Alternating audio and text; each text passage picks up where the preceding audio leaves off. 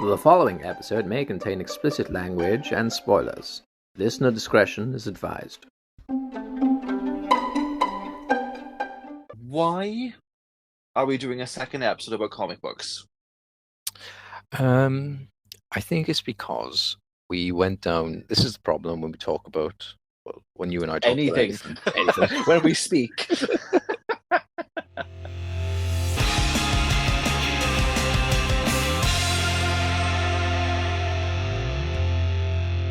Hello, and welcome to What's Your Fandom, the podcast where myself and my good friend Stewart journey through the fandoms of film, TV, games, books, and comics, flying our geek flags and talking our way through the multiverses.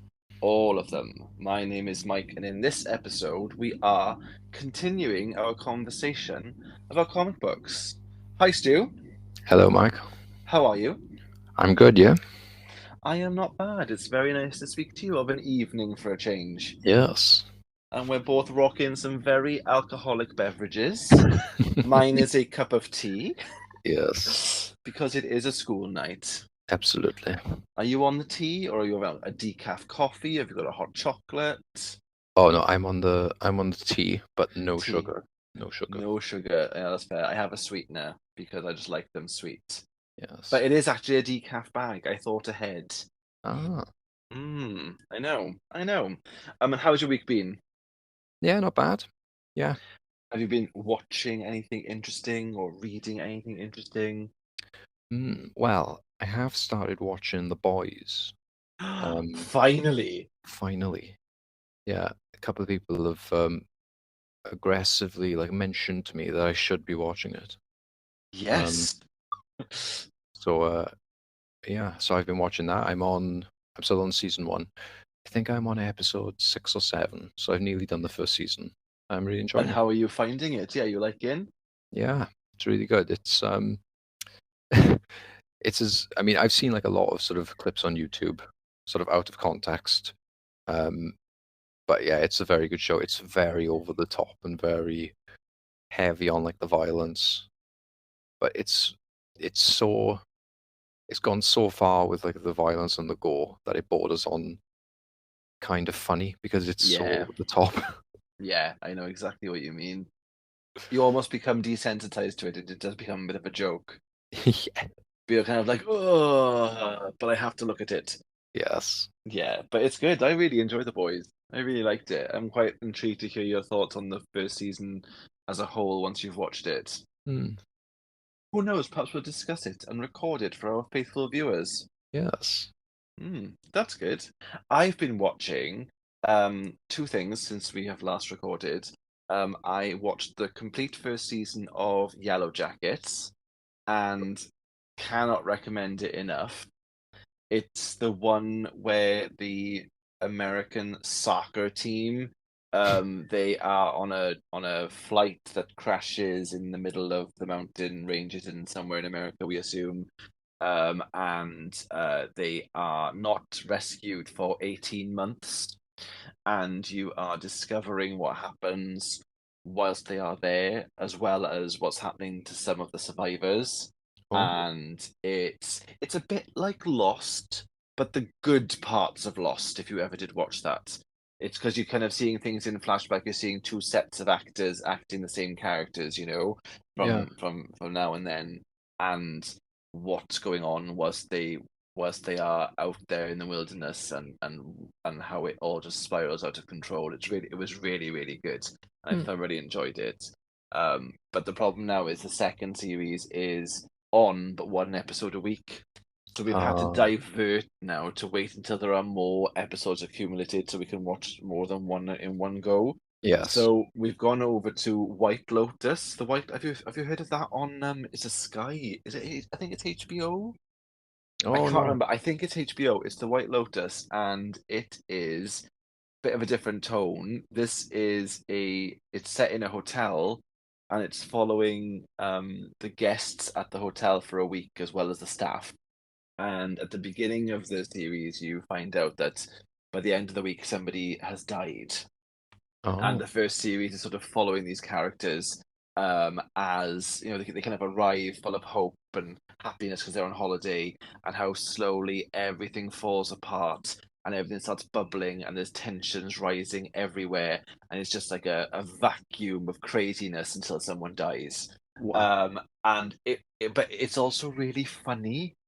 And it's a strange one to describe, but I really, really enjoyed it. I watched the first series, and we are moving on to the second series now because that's already out. So yeah, Wow. Amazing. some good shows, and the boys, awesome. 3 good recommendations. We're very kind. Yes. So Stu, why are we doing a second episode about comic books? I think it's because we went down. This is the problem when we talk about, well, when you and I talk about Anything, anything. when we speak. Yeah, no, I think particularly with comic books as well, there are so many rabbit holes you could go down with conversations. And like last time, not that it was a bad thing, but we went down the route of sort of inclusiveness within comic books and how it used to be and how it is now and where it's going and stuff. And I think it was a good conversation to have, but I think I'm more interested in further discussing things about, I don't know, comic books as an actual medium itself, if that makes sense. Yes, we did. We did kind of go off on a tangent, didn't we? It was completely my fault as well. But it was. You're right. It was a really interesting conversation and worth having. And I think none of us expected to start our comic book chat there, so we wanted to kind of continue the conversation and move ourselves forward. I do actually have a question for you about comic books.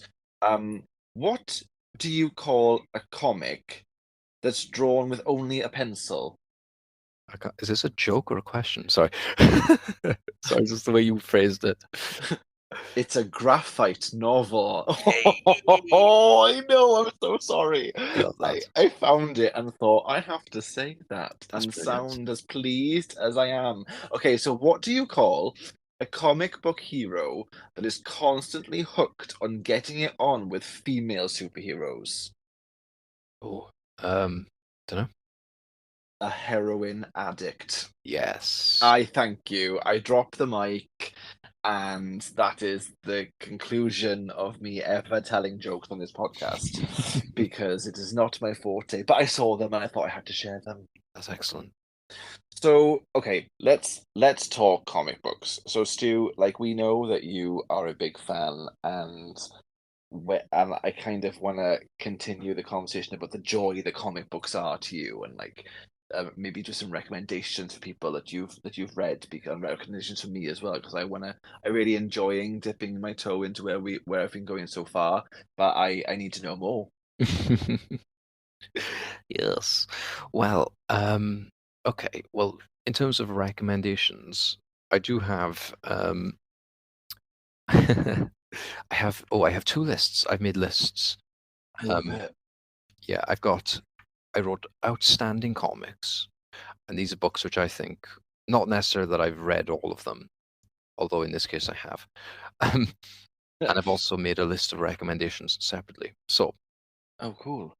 with outstanding comics, these are books that I consider like, like these are kind of the books that in like the history of comic books I consider to be like really important. Okay. Just in comic books in general. So there's a book called The Dark Knight Returns. I've heard of this. So this was written by Frank Miller. Mm-hmm. It's considered one of the greatest graphic novels of all time. Oh. So not just a Batman one, but specifically graphic novels in general. So, without diving too deeply into it, but like, is that because of the story? Is it because of the way it's drawn? Is it is it a combination of the two?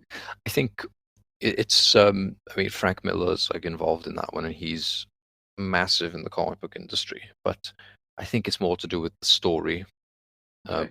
But he does have a unique sort of vision when it comes to his style and his art.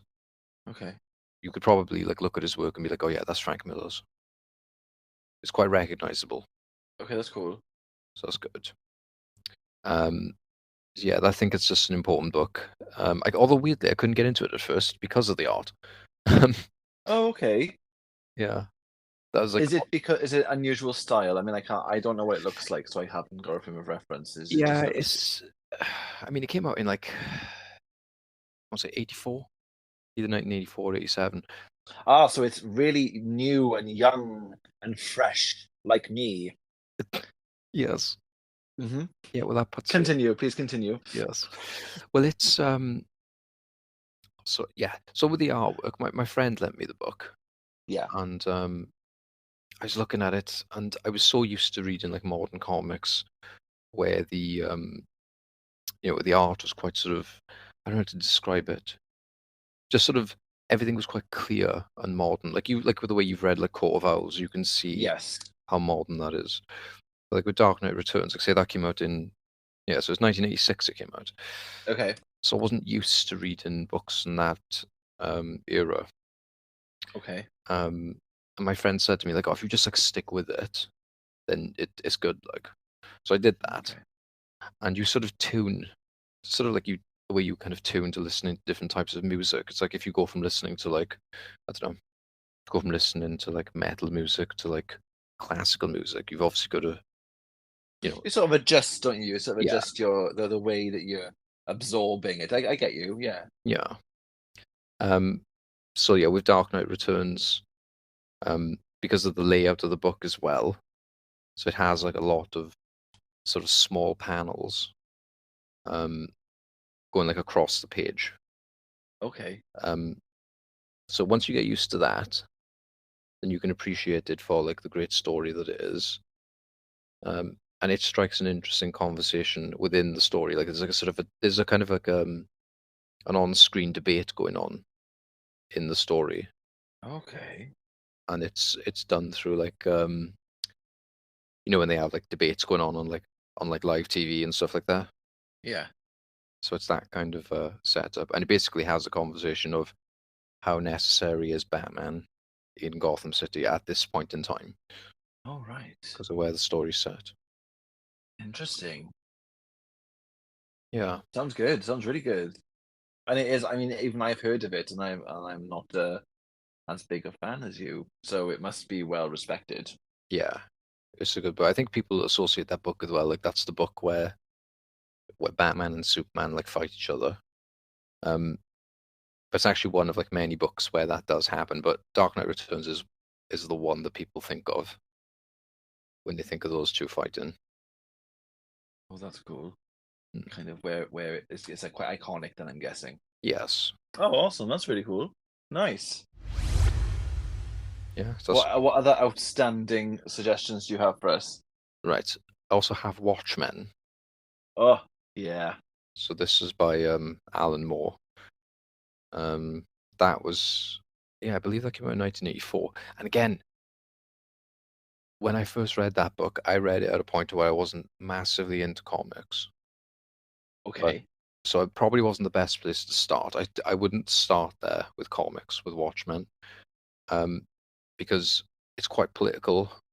It is. And you probably see that from like watching the film and stuff as well. They kind of deconstruct the idea of a superhero and stuff, and um, yeah, there's a lot of sort of politics in it, and obviously it's violent, and there's references to like drugs and some of the worst crimes Oh, out it's there. a fascinating spin, really, isn't it, on what of the comics that came before in terms of this particular genre with the superheroes. It's actually a really interesting turn Mm.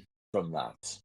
I mean, I haven't read the graphic novel. I've seen the film and I've seen the TV show, and I'm a big fan of the film. So, Yeah, I think, 'cause I haven't read the book in a while. I think the only difference between the film and the book is they changed the ending.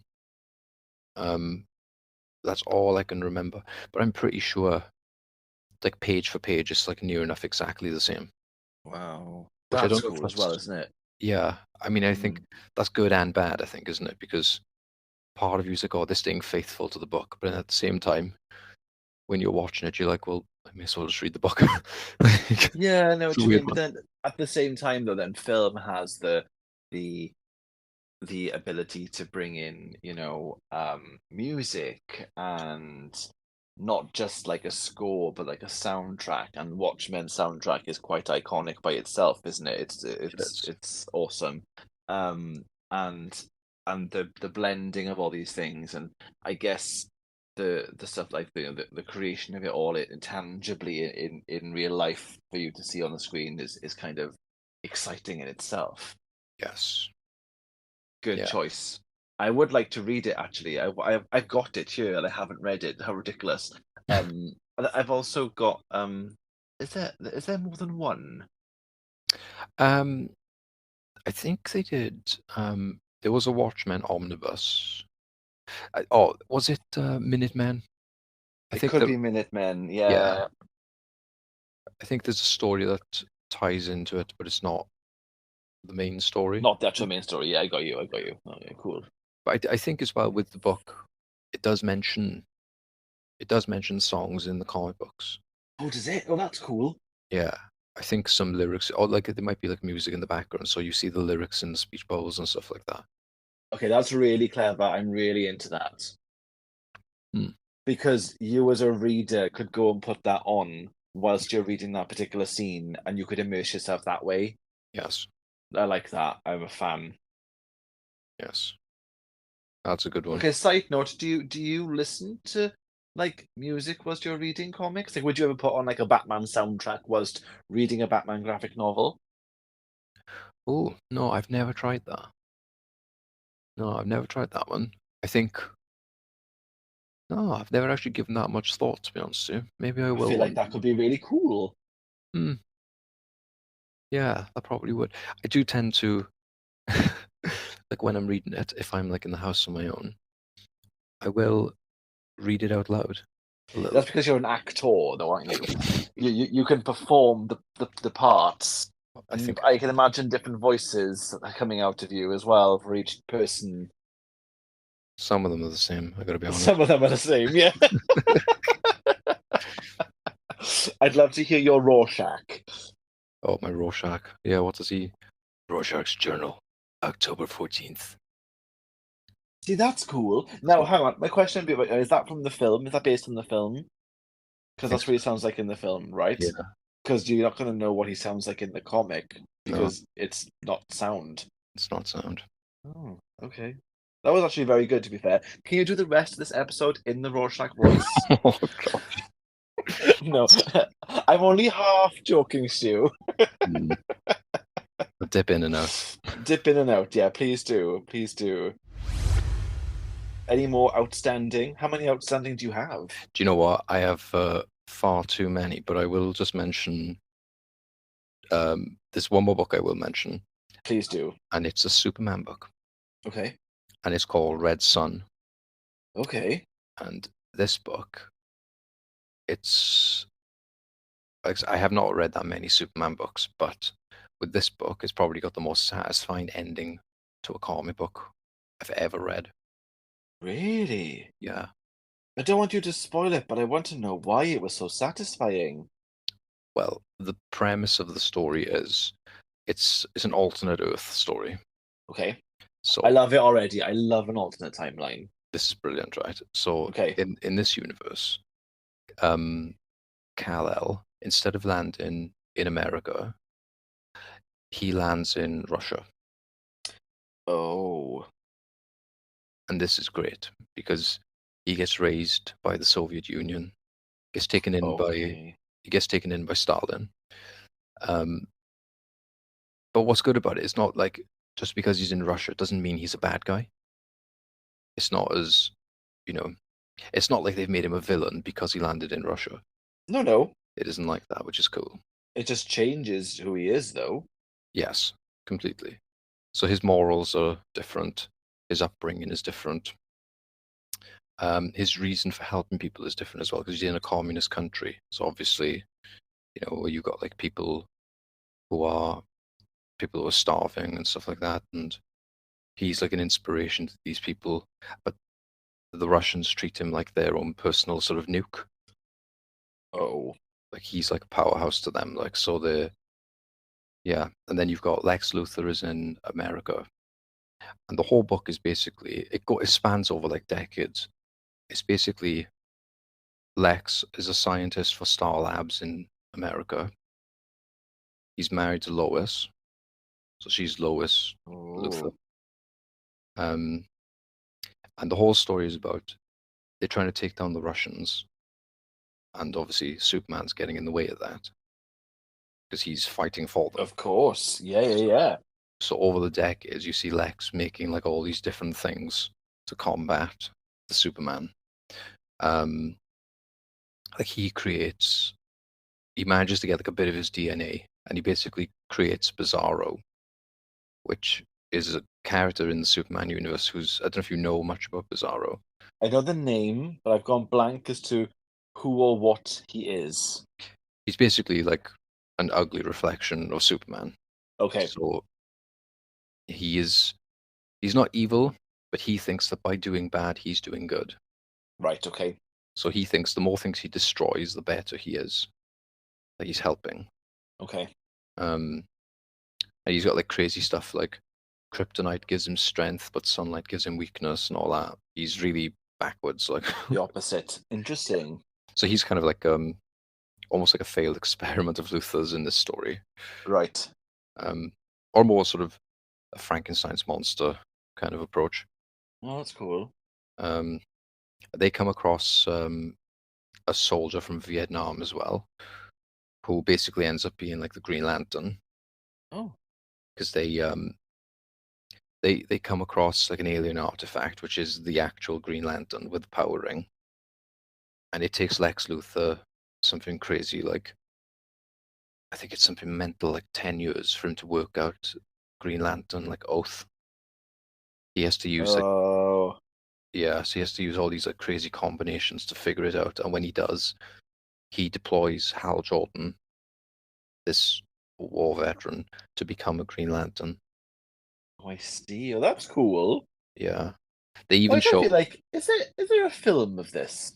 they didn't Like animate it. a cartoon? Yeah. I don't know. I'm sure I've seen that about the place. Yeah, it's quite new. It's only been out the last couple of years, I think. Okay. Any good? I've never seen it, Okay. never actually watched it, but obviously the book is great. And Yeah. but they were explaining like Hal Jordan's mind in this. He has so much like focus. They said that when he was captured, he gets captured in Vietnam, and they said like if it took him like 6 hours to like dig a trench, he would sit there and imagine each step for 6 hours. So Wow. he actually immersed himself in like these imaginary actions. So that's why they knew he'd be a great Green Lantern because he can construct things with his mind and stuff like that. That's cool. Yeah, it's I really like good. that. You also see Okay. Russian Batman as well. Oh, interesting. So that's pretty cool. And obviously his parents still got shot, but like say in Russia, it's like slightly different circumstances, and Right.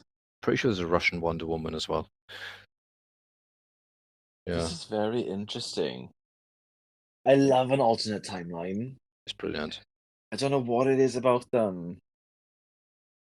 Yeah, It's just the no, twisting, isn't it, of like what you know to yes, something slightly different. You're like, oh, this changes everything that you think you know. yes, I love it.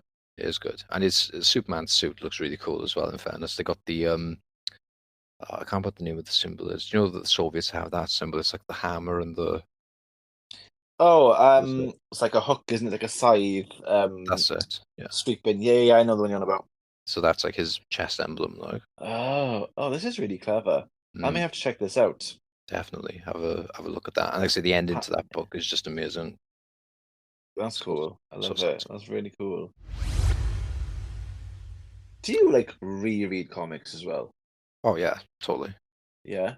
Yeah, yeah. It's in fact, I was just looking at these outstanding comics. I've read quite a few of them, like quite a few times, because they are that That's good. cool. Yeah.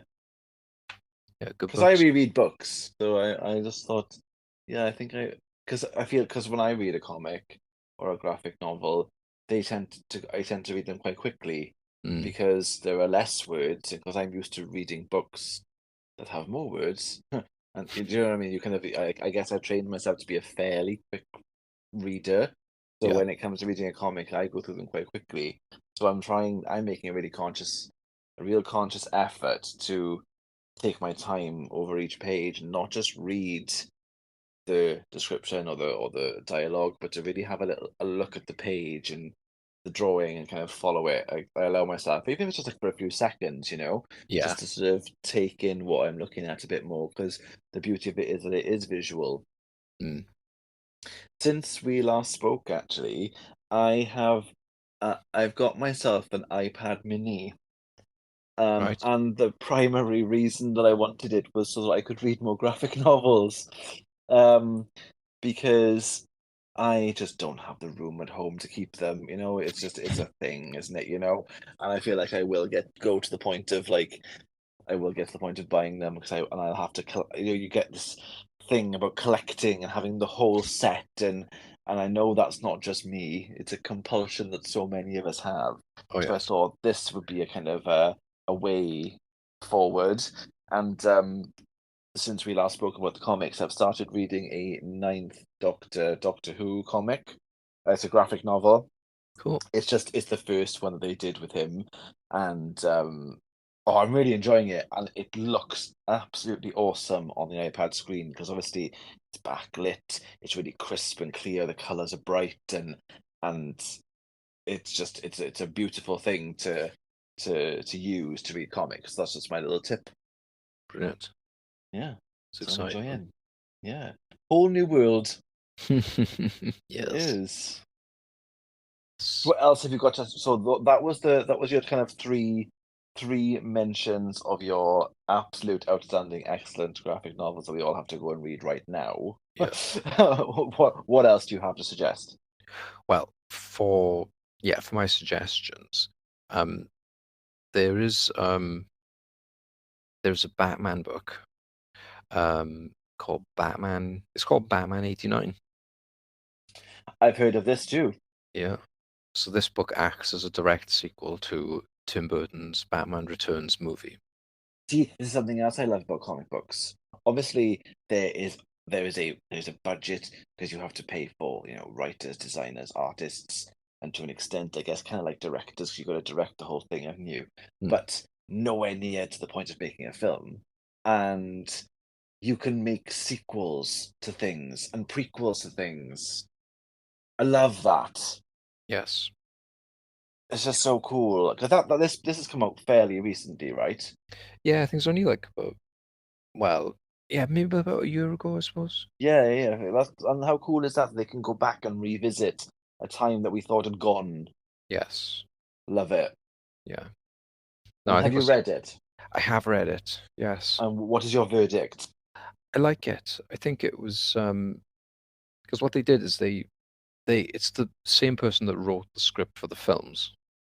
Interesting. So you already have the consistency, Yes. which is nice. Um, yeah, it was good. It was trying to think how to sort of phrase this. So basically it completely deletes Joel Schumacher's two films, Batman Forever and Batman and Robin. It just continues on from Batman Returns. Got you. So they have Billy D. Williams because he was cast as Harvey Dent in the first film.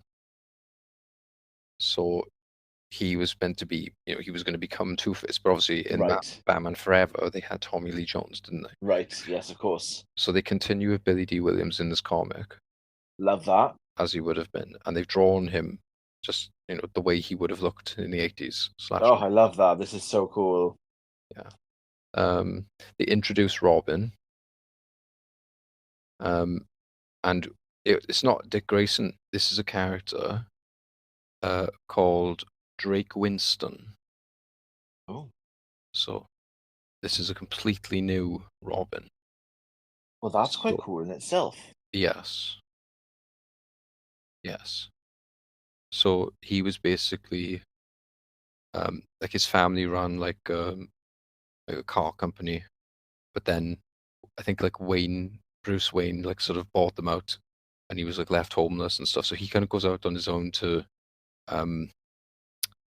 sort of he's like his own kind of vigilante, Okay. and he's doing it by himself. So he doesn't really get taken in by Batman in the traditional sense. He's just doing his own thing. The only thing I'm not too keen on is the way he gets the name Robin. I think is a little bit. I don't want to use the word silly, but Is it cheesy? unexpected. Yeah, a little Okay. bit. Okay. Like, because I remember reading it in the book, and he's basically, because he's sort of not causing a riot as such, but like, the people love him because he's standing up against the police and all that stuff. And Okay. Yeah. and at one point I think they like loot in a store or something, and these two guys see him, and they're like, "Oh my God, he's robbing that place." Oh no. Oh no. And I was like, Oh, my whole body just cringed. "Oh." Yeah, I rolled myself and I fell back. Oh God. Mm, Okay, yeah, okay. But maybe maybe if like some actors could put like a spin on that yeah, and like there was cool music and lighting and stuff happening and the music swelled to where you had it and you were like, yeah, okay, maybe it would have been like, oh, that's terrible, but I love it. Like because there are some moments in these films, these big kind of iconic moments that are that are dancing along the line of absolutely insanely amazing and crying because it's fantastic mm, and eye roll shudderingly cheesy because it is Hollywood and yes, it is difficult to they're like two sides of the same coin or two sides of the same face. yes. See what you did there. See what I did there? I did. But Yeah, but yeah, so I get that, but ugh.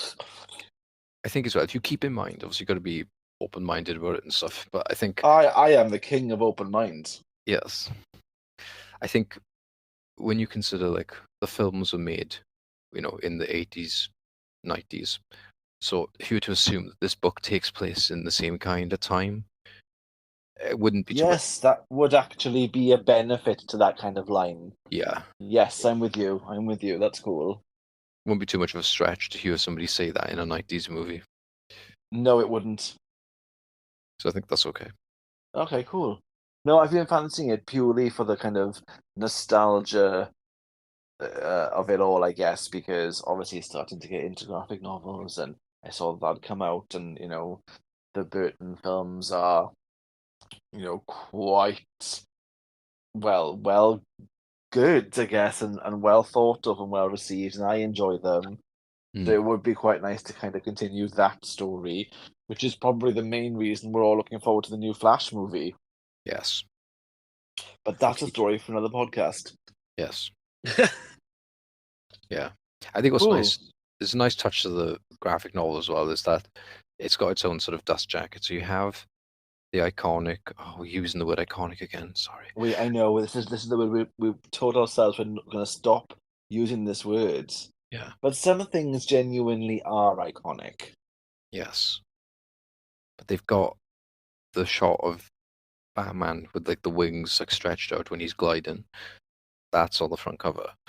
But when you take the dust jacket off, the actual cover of the book looks like a VHS tape, Oh, that's amazing. and it looks really cool.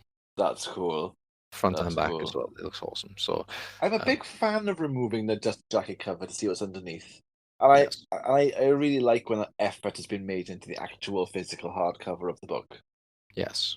Yeah, I like that. If you Although don't, that is, it's a bit of a missed opportunity, isn't it? yeah, I think that if that's one thing I wish I did sooner because I got a couple of books that have dust jackets on them, and I made the mistake with like one of them where I read the book with the dust jacket on. It kind of crumples the top of it a little Yes, bit. that's a rookie mistake. You have to remove the dust jacket to read. Yes. Yeah, I know. And I'm constantly then moving the dust jacket around, kind of like not damage it, keep it Yeah. nice. Try and find somewhere safe to put it. Yeah. Yeah, that's my life. What else do you recommend, Stu? Right. Really enjoy. This is a Marvel book. Civil War. Oh, okay. That's a really good Obviously, book. lots of us are going to be very familiar with the film, Hmm. which is a very good film. It is a good film. Yeah, yeah. I think they I kind of appreciated the film more after reading the book because you realized what they had to adapt from book to screen. Okay. It was done really well. Um, but there are some sort of glaring differences, but it's because of the way the MCU was at the time. Okay. One of them being, like, in the book, Spider-Man is like already a fully fledged superhero. Um, Okay. but it's his decision to side with Tony Stark. That's like a really big moment in the book because he publicly like reveals his identity in like a press conference Oh, wow. to make that decision. Um, and he also, That's huge. Sorry, can we just pause there a sec? That's massive. mm, And what yeah, a great, like, stand for that character to make. And kind of just to back Tony up like that. Ooh, that's really big. mm, yeah, But of course, like you said, the way the MCU was them at the time, they didn't have an established Spider-Man, no, no, so they had to do something different. But yeah, so I understand that. Okay, cool, that's right. yeah. Hmm. But I think it's in the book as well. Like it gets to a point where Spider-Man starts to see that like maybe Tony Stark's vision isn't what it should be, so he does defect. Interesting. Um, and also the defenders are involved as well. So this is like Daredevil, Punisher, like Iron Fist, like these smaller characters. Yes. Obviously, they don't Yes. exist in the MCU, do they? At that point, No. so True. they have a part to play as well, which is good. And That's also cool. the reason for the Civil War has changed as well. So in the film, it's basically Wanda, isn't it? She contains crossbones in his little because he tries to like set off his bomb vest, doesn't he? Oh, that's right. Yes. So she contains him, but when she chucks him into that building, it's full of civilians and Yes. collateral damage and whatnot. Yes. Which is a good way they did it. The way they did it in the film was great because they basically showed, look at all the damage you've caused throughout like phase 1 and 2 of your films, where the Battle of New York, Sokovia Accords, and all that.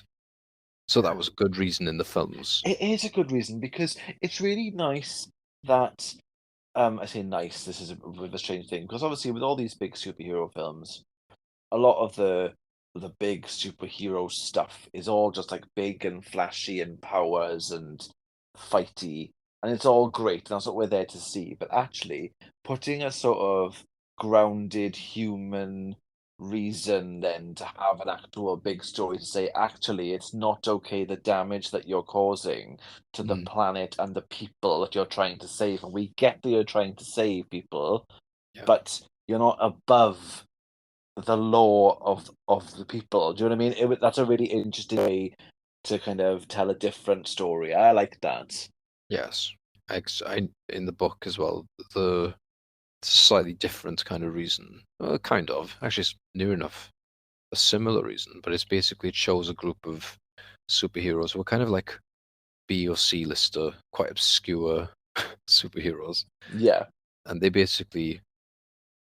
they have like a cameraman with them all the time, so they have like these documentaries that they like to shoot when they're out on their missions and stuff. And yeah, there's collateral damage. One of the superheroes, I think he gets caught in an explosion or something. But anyway, it's his mother. Um, she's at the funeral of her son, obviously, and she sees Tony Stark. And it's great in the book. You don't get this moment in the film, but like in the film, he speaks to that woman after their little presentation, doesn't he? he does. Yes, And she says her son was a student in Sokovia. Sort your shit out, basically, wasn't it? yes, Whereas in the comics, her son has died, so she's at the funeral, and when she sees Stark, and it's great in the book, she she sees him, and they show it in the comic, like she spits in his face, like, oh wow, okay, and then he like obviously she's really upset, like, because she's lost her son because of people like him. yeah, Um, But that's what sparks him then to create this agenda where, that superheroes need to be governed and put in check and controlled, basically, in the right way. So the motivation for Tony Stark in the book is a lot deeper. Mm, And then you got Captain America's side then, where he's with Shield, of course. and so they've got to sort of try and follow the orders, but then he realizes, no, I can't be a part of this, and he goes off and does his own thing. Yeah. It's really good, and there's so many characters. Like, obviously, in the films, Thor and Hulk are notoriously like missing from it because they were off the Yes, planet, weren't they? that's right. Whereas they kind of have a bit more of a part to play um, in the books. Oh, cool. So it's really interesting, like I say, and I Yeah, think that does sound good. like both of them are good, like on their own. But you can also appreciate then after reading the book, you'd be like, oh man, actually, they adapted the film like really well. Yeah. And that's got to be so rewarding for fans of the book as well. Yeah, it's a really good book. A lot of characters in it, but it's spread out in quite a good way, to be fair. Yeah. Nice. Nice to have some Marvel chat. We haven't done very much Marvel chatting yet. No. Looking forward to more of that. The last one, this is technically Marvel, but it's a Star Wars series. Interesting. I really enjoy this series of books. So there's two different series going on. So this Okay. one is just called Star Wars Vader, Okay. and it's volumes 1 to 5. And this basically takes place between episodes 4 and 5 of the films. Okay. So this is just after the first Death Star blows up. Obviously Vader went spinning into space, didn't he? Because He did. Han Solo like appeared, and Vader was all like, "What?" And he gets You sick. can do a better Vader than that. What? I don't know. Oh, that was I terrible. don't know. I'm not sure whether that was I don't actually know what that better. was. Okay, we'll move on. We'll move on. But anyway, yeah. So it's about the aftermath of that Death Star blowing up, where it basically shows at that point Vader doesn't actually know who has blown up the Death Star. Okay, of course. So it's about him finding out who it was. And he teams up with a character called Dr. Aphra. And she's sort of new to the Star Wars universe. They've put her in the comics. And she's kind of like a smuggler, archaeologist, scoundrel kind of character. Okay. So he has to sort of like work with her, but in secret, because he can't have the Emperor like knowing. So he's got his own kind of little mission. The Emperor's pissed off at him because he kind of let a space station blow up. So in the book, the Emperor basically he puts Vader under the command of some Grand Moff. I don't know who it is. It's not Tarkin because he blew up. Yeah. And basically tells him like keep tabs on Vader, and whatever he's doing, I want to know about it. So that's quite cool because you see like, although the Emperor, he did kind of manipulate Anakin, didn't he? Well, So ever so slightly. a little bit. Yeah. I think he led him astray, didn't he? Yeah. Took So I him down think a dark path. yes. So I think Well, to that was see quite good. That was almost Sidious. yes, Yeah. almost Sidious. Yeah. Um, Almost Sidious. so yeah, so he basically yeah, he's not happy with Vader and stuff. But So like, I've never seen that side of that relationship. I've yes, never thought about, the idea of the Emperor being pissed off that his shiny new spaceship has just been destroyed. yes. That's really interesting, and this is a gap in the story that is so obvious now you're saying it, Mm, but until you said it, I didn't consider it. yeah. Yeah, that's what I was feeling when I was reading it as well. Wow. It's like, why did I Yeah. think of this? So anyway, basically the premise of the book is he he sends Dr. Aphra on a mission to find out who this rebel pilot was that blew up the space station. It takes her to Naboo. She goes back to Naboo, Oh. and she talks to the Undertaker, not the wrestling Undertaker. She talks Very different very person. different. She talks to the Undertaker that buried Padme, Okay. and he basically confesses that he was instructed to make it look like Padme was still pregnant. Which So this is where he finds out. this is where he finds out. This is huge. Yes. Why isn't this a film? I don't know. I don't know why Like, it I'm not isn't. being funny. Or this could be a limited series, right? Yeah. Yeah, Okay, totally. but that sounds awesome. But please carry on. Okay, so yeah, she basically, I think she works with Boba Fett as well, but they go back to Vader, and they said that they came back with a name, and the name they came back with was Skywalker. Ooh. So that's how he finds out that he has a Gosh. son. I don't think he knew about the twins. I think he just thought he just had a son at that point. But then, yeah, because in Empire Strikes Back, he talks to the Emperor, and he says like, "This is the offspring of Anakin Skywalker." So this shows now how he found that out. This is amazing. I really want to read this. It's really good. It's a very good series. And there's a really good part in it where he's trying to do his own mission, but because he's got this Grand Moff guy now is like constantly watching him, he can't like always do his mission because he's like, he's got somebody with him all the time. Yeah. So he goes off onto like one of the ships, and the Grand Moff's like, "Oh, I'm giving you this Imperial officer. He's going to be with you, and he's going to be watching you." So Vader's like, "Oh shit, I can't do what I need to do now because this guy's with me." Yeah. Vader ends up doing it anyway.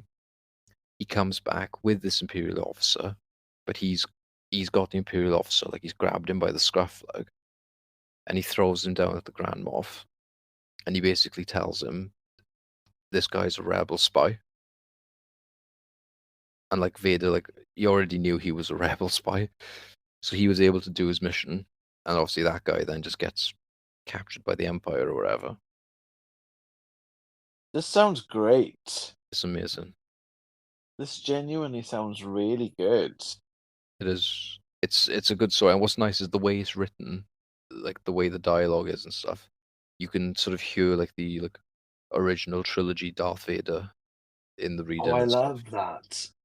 I love when the writers of these things really capture the voice of those characters that you know already. Yes. And that's a skill, but it's really important, I think. Mm. Because if it didn't match, you would know straight away. Yes. Love that. That sounds really good. Now, when did that come out then? Is that fairly recent? I think it was 2017.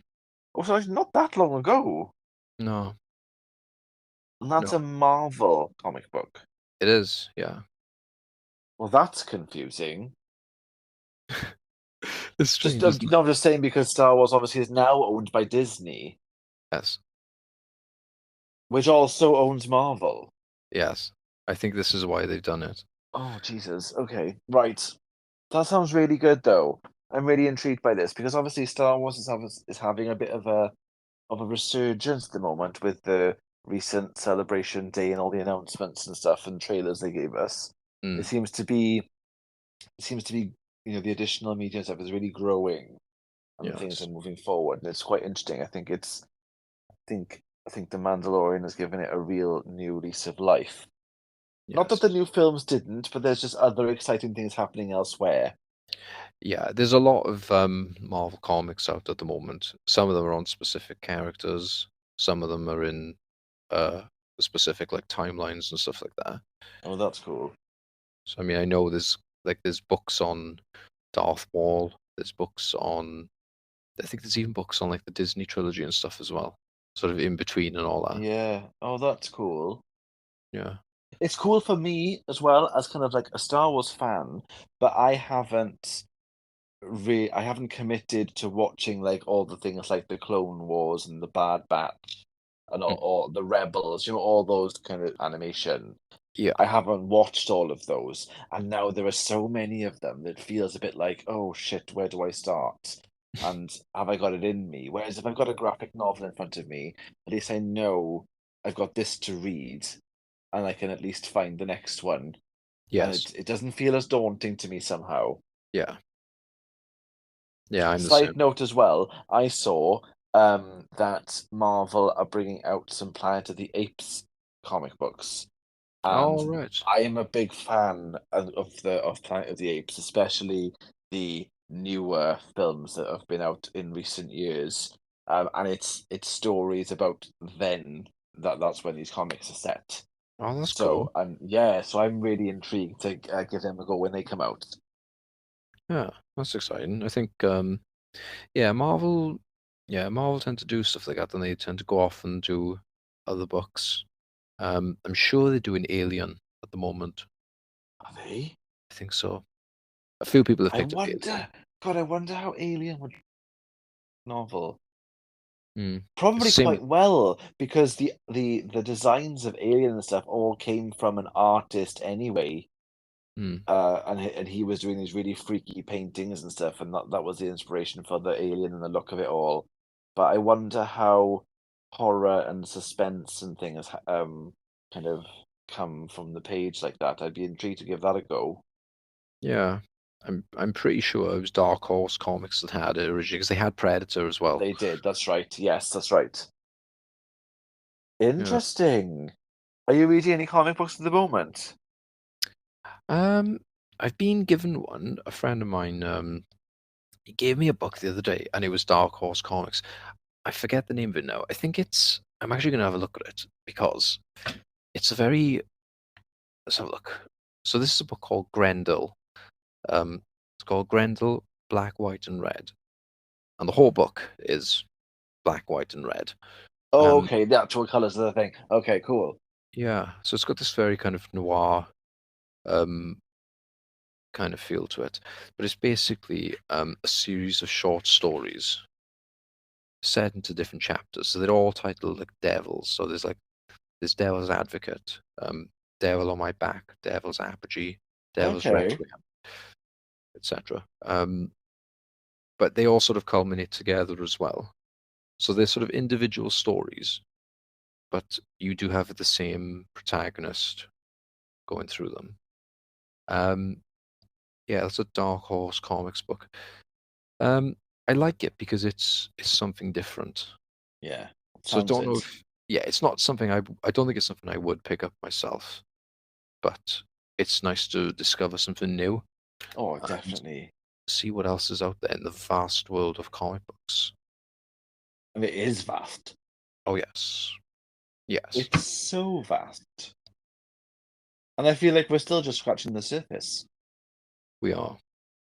Yeah, comic books. I guess the thing is, like we said before, and I can see why it's hard for people to get into them because I think people might think they don't know where to start. The way I started, like I said, we talked in the last episode, wasn't really the best way to start. But I think perhaps what I've learned from our discussions about it is maybe if you pick like a character that you really like or a series that you really like or whatever, and you start there and maybe see how you feel about reading about that character because you always know you like them and you already know them, so you could go along that route mm, and then see where that kind of takes you, yes, you know? yeah, yeah, I think that's the best way to start. Start with a character. Um, I would probably say start with a modern age book as well.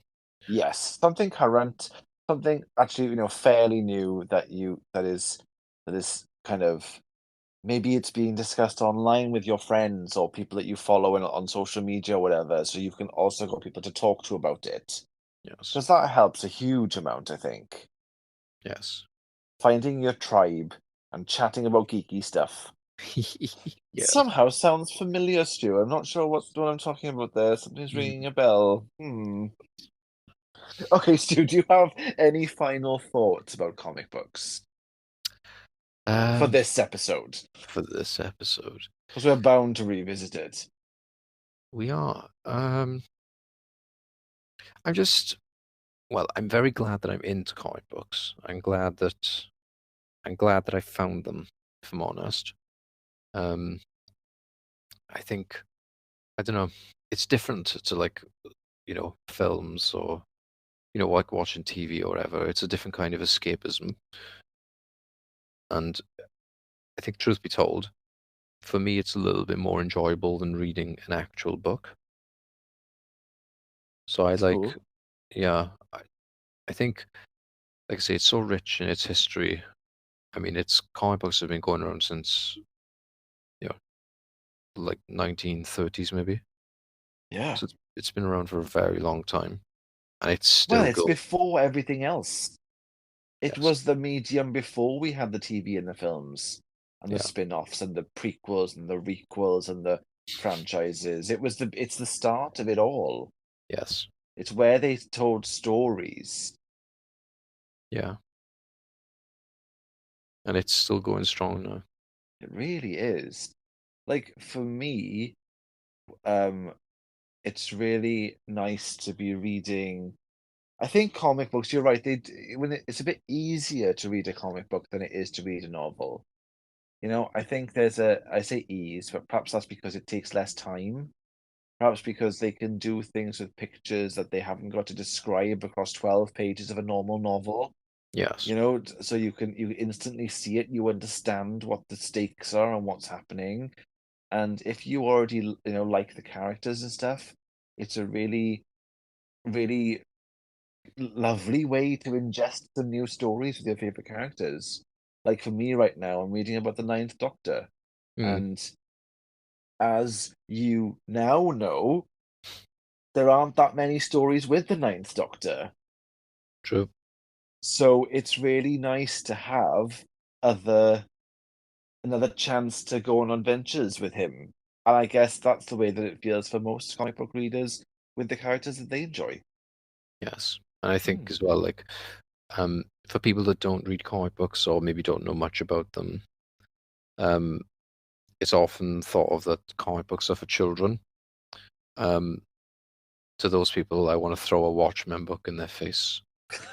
Please do a really big hardback one and Yes, hit them right in the jaw, right on the right hand side of the jaw over there. Get the jawbone and like the really really hurt and yes, bruise, yes. and then say something in your Rorschach voice. I don't know What? what that is, but you need to say something really epic to be like, take that, motherfucker. Yeah, read that fucker. There we go. That's it. That's it. but also, please, health and safety. Please don't throw heavy, sharp things at people. Yes, especially Everyone comic listening, books. unless they deserve it, Yes. and they can't prove it was you. So, Stu, do you have a movie quote for us this week? I do. Oh my gosh, yes! And can I just say, I remembered it all by myself. Well I done. didn't need to edit around you reminding me that I'd finished the podcast and we hadn't done a quote because that's never happened before. No. Never happened. No, never happened. And Yes. probably will never happen again. But today, genuinely, no edit needed. I remembered. So I Excellent. ask you, please, Stuart, quote us something marvelous. Say hello to my little friend. I know what this is from, but my brain isn't turned on enough to know exactly what it's from, but I know it. Yes. Oh, I love a movie quote. That was a really fun episode, Stu. Thanks for chatting to me tonight. That was really cool. Likewise. And I think we're bound to revisit comic books again at another time because there's just so much to say. There is. And perhaps we could read one together sometime. Not as in like next to each other with a cup of tea, being like, "Oh, look at that pain." I mean, like we both have the comic. Perhaps one neither of us have read, and we could read it and we could chat about it on here. That sounds good. That would be really cool. Something different. Hmm. Perhaps something current again that people could go out and get the issue at the same time, and like we could all chat about it and all the social medias because we're on all the social medias now. We are So that could be fun. exciting, man. Yeah, monopolizing on social media. Who would do such a thing? Exactly. Not me.